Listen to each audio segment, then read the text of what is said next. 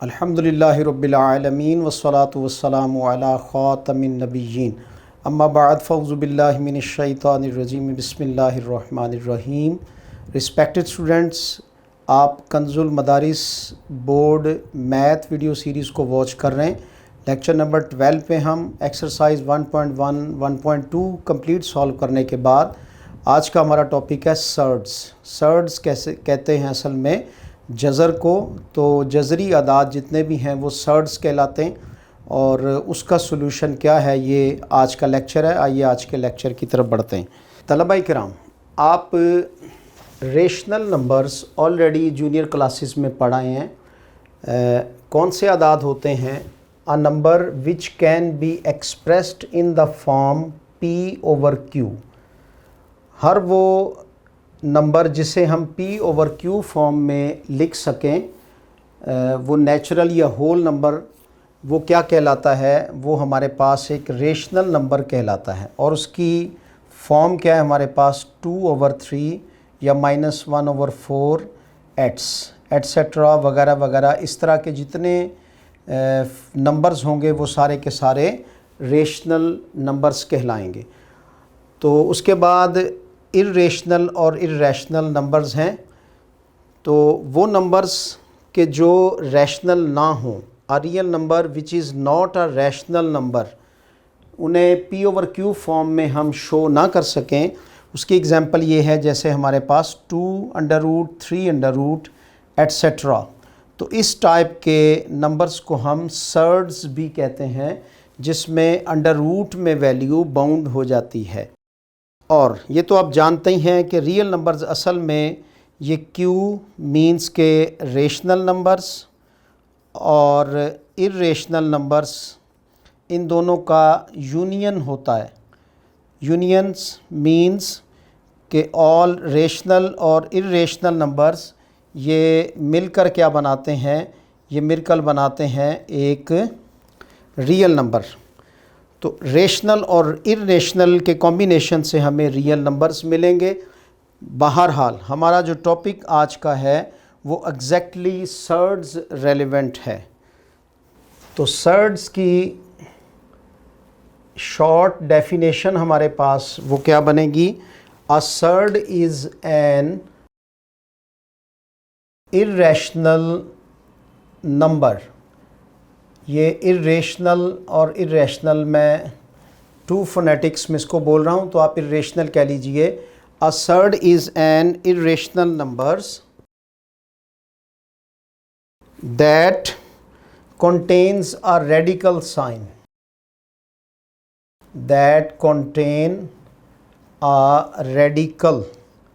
radical ये किसको कहते हैं? जज़र को कहते हैं, यानी जिस पर कोई जज़री अलामत आ जाए, रेडिकल साइन, तो उसे हम सर्ड कहेंगे। A surd is an irrational number that contain a radical sign. तो इसमें फॉर एग्ज़ाम्पल हमारे पास a√, है या फिर 1/a² आ जाए। और अंडर रूट में भी अगर पार, इसका आप जानते हैं कि एक इंडेक्स होता है और एक इसका रेडिकल होता है। तो इसमें अगर यहाँ पर हमारे पास 3 एक एक्सपोनेंट आ जाए तो वो असल में उसका एक्सपोनेंट कहलाएगी। तो ऑल दीज टाइप्स जितनी भी हैं ये सारी की सारी ये सर्ड्स में, यानी रैशनल भी इसमें दाखिल हैं, इर्रेशनल भी। ये इसकी कुछ फॉर्म्स हैं जिससे मुतल्लिका ये लेक्चर है जो आप अभी करने जा रहे हैं। तलबा किराम, सर्ड्स की डिफरेंट टाइप्स हैं आगे, तो इन डिटेल तो हम उसमें नहीं जाते, हम डायरेक्ट एक्सरसाइज को डिस्कस करते हैं। देखिए एक्सरसाइज पे चलते हैं और एक्सरसाइज रेलेवेंट जितने भी क्वेश्चंस हैं वो आपने 1 to 1 वॉच करने। 1.3 एक्सरसाइज है जिसको हम डिस्कस करेंगे। क्वेश्चन है हमारे पास, रिमूव द रेडिकल साइन। यानी ये जो सर्ड्स हैं इनको इस तरह से सॉल्व करें कि इसमें रेडिकल साइन ख़त्म हो जाए, यानी जज़र ख़त्म हो जाए इनमें से। क्वेश्चन नंबर 1 और इसका पार्ट है 1। फर्स्ट पार्ट में हमारे पास वैल्यू है 1/7 अंडर रूट। तो आप जानते हैं तलबा किराम के अंडर रूट मीन्स के जिसकी वैल्यू 1/2 ये फाइनलाइज है और इसका अपोजिट होता है स्क्वायर। तो किसी भी वैल्यू जो रेडिकल में मौजूद है अगर हम उसका स्क्वायर ले लें तो ये स्क्वायर जो है ये इस रेडिकल को रिमूव कर देता है। किस तरह से कि इसकी वैल्यू 1/2 होती है, ये कैंसिल होकर ये नंबर हमारा रेडिकल से आज़ाद हो जाता है, रेडिकल साइन से बाहर निकल आता है। तो यही स्टाइल हम यहाँ पर देखते हैं और देखिए 1/7 अंडर रूट को आपने किस तरह से फ्री फ्रॉम रेडिकल करना है। तो फ्री फ्रॉम रेडिकल करने के लिए हम इसको 7 अंडर रूट से मल्टीप्लाई और डिवाइड करेंगे। क्यों करेंगे? ताकि हमारी जो वैल्यू है वो रेडिकल से बाहर आ जाए। तो ऊपर हमारे पास 7 अंडर रूट आया, नीचे हमारे पास 7 × 7। तो 7 अंडर रूट ओवर इसका स्क्वायर ख़त्म होने से नीचे ओनली 7 रहेगा। तलबा किराम इसमें वेरी फर्स्ट क्वेश्चन में यहाँ पे आपके 5 है, तो इसको एक एग्जांपल आप समझ लीजिए कि किस तरह से हमने इसको सॉल्व करना है। तो इस तरह से ये इसका आंसर है, यानी 7/7। इसमें जो हमारा डिनोमिनेटर है वो रेडिकल से आज़ाद हो चुका है, तो इसकी सिंपल फॉर्म आएगी 7/7। क्वेश्चन को देखिए अब। जी तलबा कराम, हम क्या पढ़ रहे हैं? Remove the radical sign. तो ये कहाँ से रेडिकल साइन ख़त्म करना है? फ्रॉम डिनोमिनेटर, जिसे आप मखरज भी कहते हैं, डिनोमिनेटर। तो इसमें से इसको हमने ख़त्म किया, जैसे यहाँ पे 7/7 हमारे पास आया। तो इसी तरह से क्वेश्चन नंबर 1 का फर्स्ट पार्ट अब सॉल्व किया जा रहा है। पहली आपकी समझ लीजिए वो एक एग्जांपल बनी 1/5 अंडर रूट।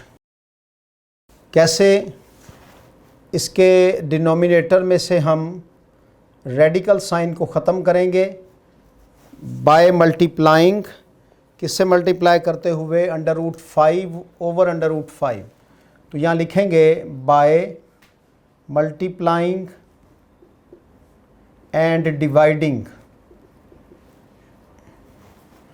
5 under root. तो 5 अंडर रूट से इसको हम मल्टीप्लाई भी करेंगे और डिवाइड भी करेंगे। जब हम इसको मल्टीप्लाई करेंगे तो ये हमारा जो रेडिकल साइन है ये ऊपर चला जाएगा, यानी शुमार कुनिंदा के तौर पर आ जाएगा न्यूमरेटर में, और नीचे से ये साइन रिमूव हो जाएगा। किस तरह से? स्क्वायर कंप्लीट हो जाने की वजह से। मतलब ये कि ये 5 × 5 एक अंडर रूट में आ गए और इनका स्क्वायर बन गया। तो जो इनका स्क्वायर है वो बिकॉज ऑफ के अंडर रूट स्क्वायर का अपोजिट होता है, तो ये एक दूसरे से कैंसिल हो जाएंगे, और ये जब कैंसिल होंगे तो हमारे पास 5/5 that is the answer. Question number 1 का अब आप सेकंड पार्ट देखिए।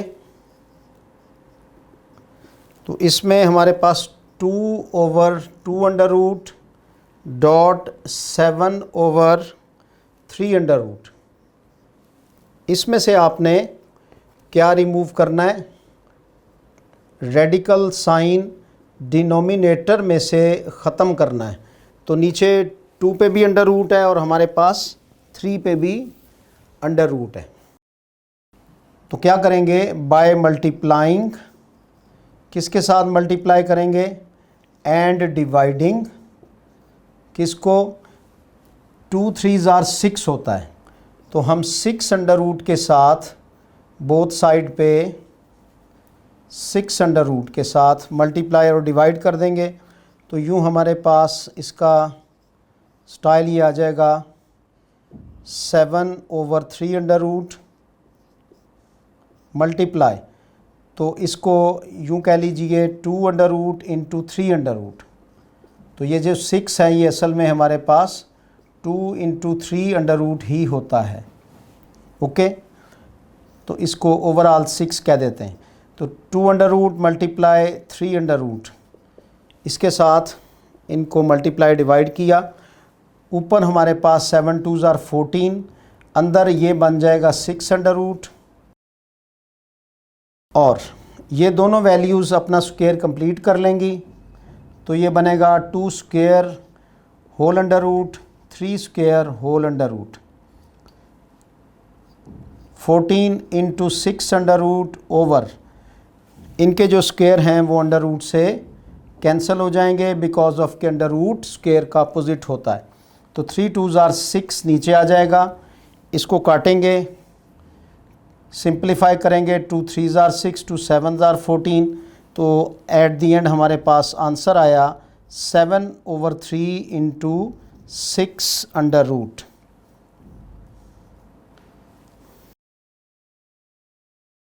तलबा किराम, इसका थर्ड पार्ट देखिए, 3 ही पार्ट इसके 1.3 में डिस्कस हुए हैं।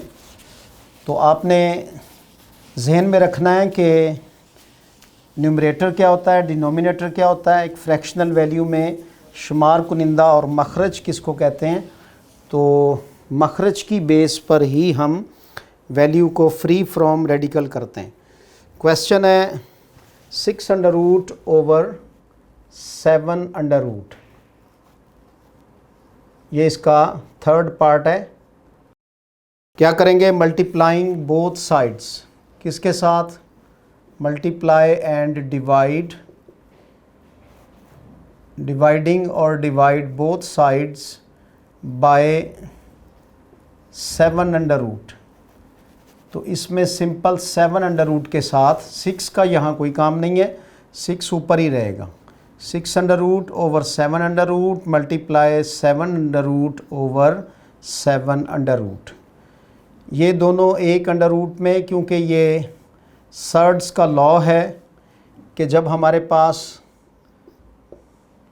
दो वैल्यूज़ प्रोडक्ट में हों, यानी ज़रब खा रही हों, और वो रेडिकल वैल्यूज़ हों, सर्ड्स हों, तो वो एक सर्ड्स में इकट्ठी हो जाती हैं।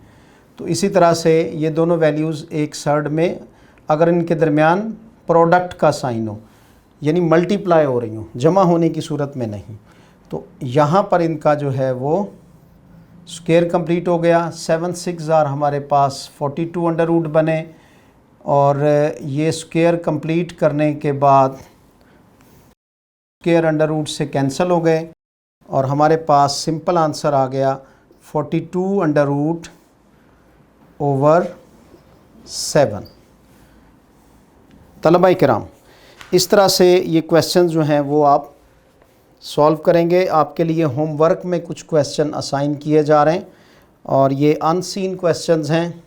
जैसे for example 2 into 3 under root, इसको आप फ्री फ्रॉम रेडिकल करें, 3 under root over 4 under root. और इसी तरह से अगर हमारे पास 2 ओवर 5 अंडर रूट आ जाए, तो इनको आपने होमवर्क के तौर पर सॉल्व करना है। तलबा इकराम, सर्ड्स को आपने देखा क्या होते हैं, और इससे मुतल्लिक़ा क्वेश्चंस भी सॉल्व किए। एग्जाम्पल्स ये किसी भी एक्सरसाइज का पार्ट होती हैं। एग्जाम्पल्स में जितने क्वेश्चंस हैं वो भी आप खुद से सॉल्व करेंगे। मिलेंगे अब सर्ड्स के नए लॉस पर अगले लेक्चर में। जब तक के लिए अल्लाह हाफिज़।